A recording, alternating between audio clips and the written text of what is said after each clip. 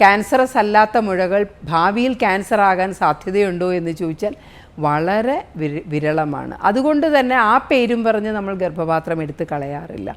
ചെറിയ മുഴകൾ 2-3 സെൻറ്റിമീറ്ററുള്ള മുഴകൾ 3-4 ചിലപ്പോൾ കാണും. അത് സാധാരണയാണ്. അങ്ങനെയുള്ള മുഴകളുമായിട്ട് സ്ത്രീകൾ വന്ന് നമ്മളോട് പറയും, സ്കാനിങ് ചെയ്തപ്പോൾ മുഴകൾ കണ്ടു, എൻ്റെ ഗർഭപാത്രം എടുത്ത് കളയണം. അപ്പോൾ ചില ഡോക്ടർമാരും ആ ഒരു കാര്യം കൊണ്ട് ഗർഭപാത്രം എടുത്ത് കളയാറുണ്ട്.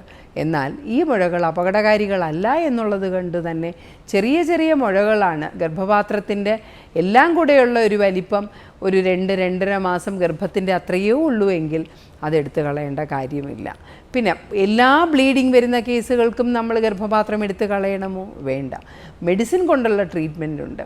ഈ ആർത്തവ സമയത്ത് കൂടുതൽ ബ്ലീഡിങ് വരികയാണെങ്കിൽ അതിന് ആ സമയത്ത് മാത്രം 3-4-5 ദിവസം കഴിക്കുന്ന ഗർഭപാത്രത്തിലെ ബ്ലീഡിങ് കുറയ്ക്കുന്ന മരുന്നുകളുണ്ട്.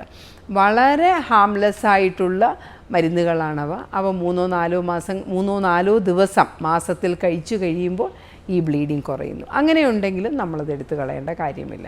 പിന്നെ ഒരു കാര്യം, അഡിനോമയോസിസ് എന്നൊരു അസുഖമാണ്.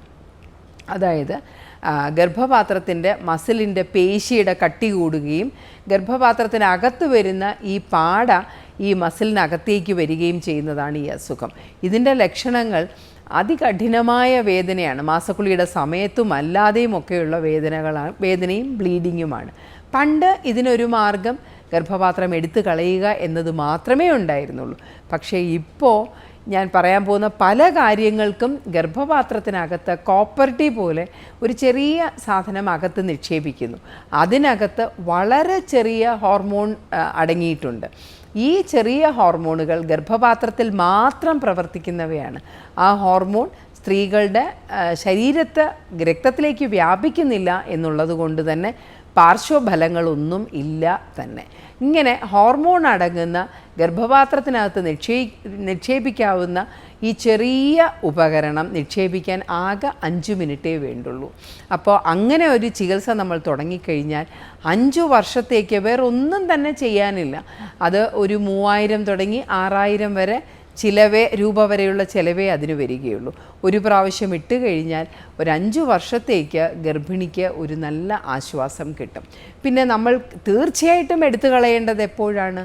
അത് ക്യാൻസറിലേക്ക് നയിക്കുന്നു എന്ന് സംശയം തോന്നുകയാണെങ്കിൽ ആ ഗർഭപാത്രം ഉടനെ തന്നെ നമ്മൾ എടുത്തു കളയേണ്ടതാണ്. അല്ലാതെ എല്ലാ മാസക്കുളി സമയത്ത് വരുന്ന ബുദ്ധിമുട്ടുകൾക്കും എല്ലാ മുഴകൾക്കും എല്ലാ അഡിനോമയോസിസിനും നമ്മൾ ഗർഭപാത്രം എടുത്തു കളയേണ്ട കാര്യമേ ഇല്ല.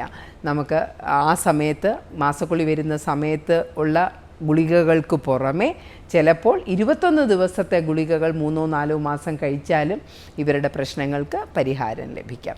അപ്പോൾ ഗർഭപാത്രം എടുത്ത് കളയുന്നതിന് മുമ്പ് ഒന്നും കൂടെ ചിന്തിക്കുക, ഒരു ഡോക്ടറുടെ അഭിപ്രായം കൂടെ അറിയുക.